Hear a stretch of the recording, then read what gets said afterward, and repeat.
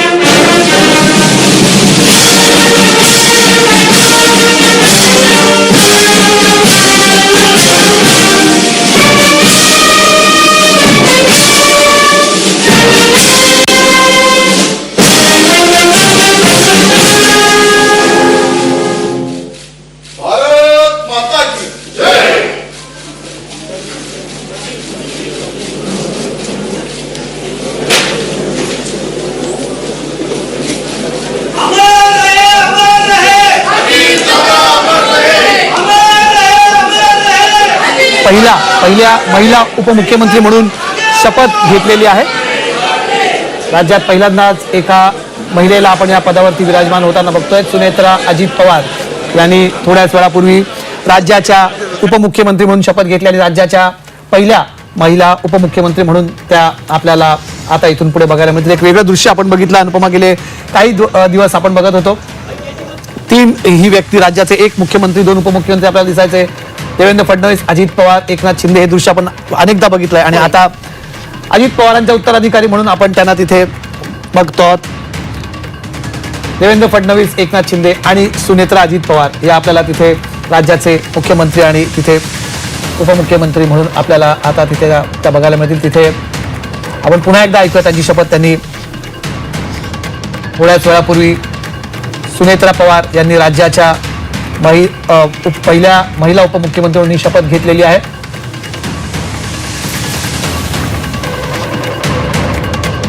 थोड्याच वेळापूर्वी लोकभवनामध्ये हा शपथविधी सोहळा पार पडला. सुनेत्रा अजित पवार यांनी राज्याच्या उपमुख्यमंत्री म्हणून शपथ घेतलेली आहे.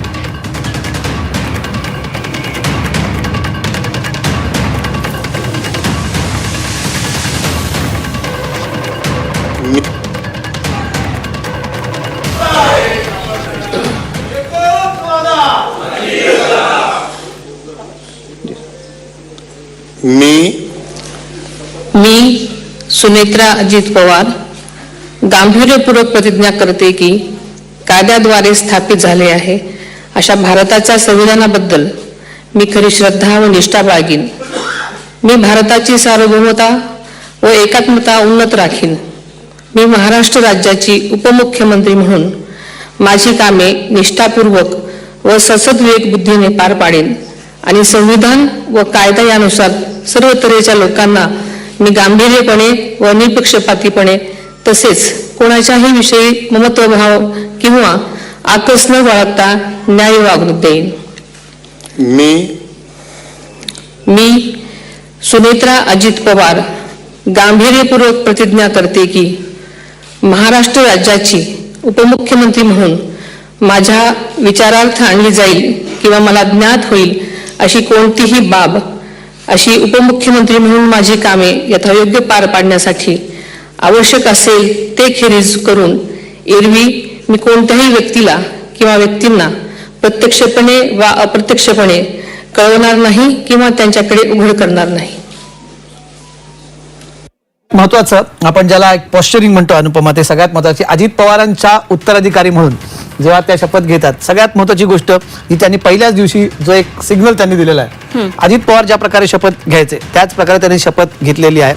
सगळ्यात पहिले अजित पवारांचे तुम्ही जुने सगळे शपथविधी काढा. म्हणजे शपथ घेताना तुम्ही ईश्वर साक्ष शपथ घेता किंवा तुम्ही गांभीर्यपूर्वक दृढकथन करता किंवा गांभीर्यपूर्वक प्रतिज्ञा करतात.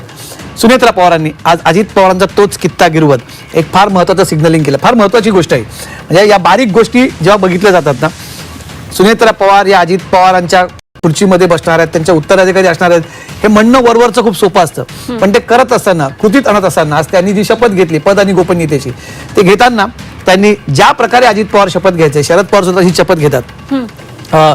ईश्वर साक्ष शपथ बरेच नेते आपण घेताना बघितलंय. तर ईश्वर साक्ष शपथ त्यांनी अजित पवार ज्या प्रकारे घ्यायचे, अजित पवार नेहमी गांभीर्यपूर्वक दृढकथन करायचे किंवा गांभीर्यपूर्वक प्रतिज्ञा घ्यायचे, आज तेच सुनेत्रा पवार यांनी इथे केलेलं आपल्याला दिसलं. त्यामुळे हे फार महत्वाचं आहे. अजित पवारांच्या पावलावर पाऊल ठेवत असताना किंवा अजित पवार ज्या पक्षाचं नेतृत्व करत असताना त्यांची फक्त शैली, आता शैलीमध्ये तर अर्थात फरक असणारच येते, पण जो त्यांचा थॉट आहे, अजित पवारांचा नेहमीच जो विचार राहिलेला आहे, आणि त्यांनी या आपण त्यांना नेहमीच बोलताना ही गोष्ट ऐकलेली आहे की ते महायुती सरकारचा भाग असले तरी सुद्धा त्यांच्या पक्षाची भूमिका मांडताना माझ्या पक्षाची शिव शाहू फुले आंबेडकर ही भूमिका आहे, त्याच्यापासून मी डिव्हिएट होणार नाही, वेगळा जाणार नाही, हे त्यांनी वारंवार सांगण्याचा प्रयत्न केला. अर्थात त्यांना त्यात किती फ्रीडम मिळालं, ते कितपत करू शकले, हा चर्चेचा भाग वेगळा, पण त्यांनी ॲटलिस्ट ही भूमिका मांडण्याचा प्रयत्न ते करत होते की आपण महायुती सरकारचा भाग असताना सुद्धा आपण ही भूमिका ते घेत असत. पण आज त्यांनी सुनेत्रा पवार ही शपथ घेत असताना पहिल्याच दिवशी आपण अजित पवारांचा कित्ता घेत आहोत, त्यांचे आपण त्यांच्या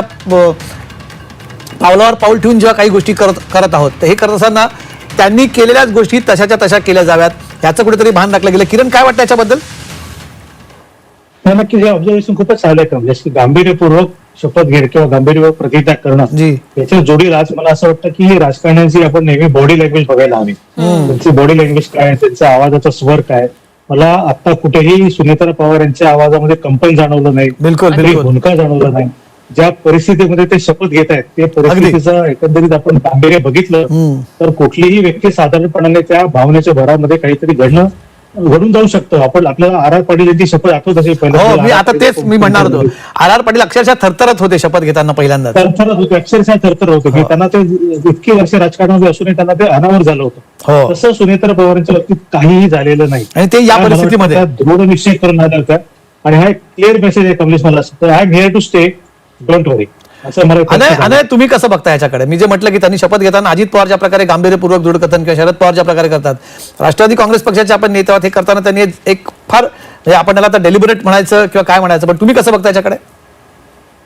डेलिबरेट आहे. अर्थात प्रत्येकाने कोणाच्या म्हणजे धर्मग्रंथाच्या आधारावर शपथ घ्यायची, देवाच्या साक्षीने शपथ घ्यायची, सत्यकथन करत शपथ घ्यायची, हा वैयक्तिक बाब झाली. मला असं वाटतंय सुनेत्राताई पवार यांनी एक राजकारणातला आपला वेगळा मार्ग आहे की ते भाजपाच्या हिंदुत्ववादी विचारांच्या भाजप आणि शिवसेनेसोबत आहेत, पण तरी देखील त्यांचा एक वेगळा मार्ग आहे हे दाखवण्याचा प्रयत्न केलाय. अर्थातच भाजपाला याच्यामध्ये काही हरकत नाही, कारण अशा प्रकारची राष्ट्रवादीची वेगळी ओळख असल्यामुळेच त्यांनी काही प्रमाणात मतं खेचून आणलेली आहेत आणि त्यामुळे त्यांनी थोडासा वेगळा रंग दाखवला.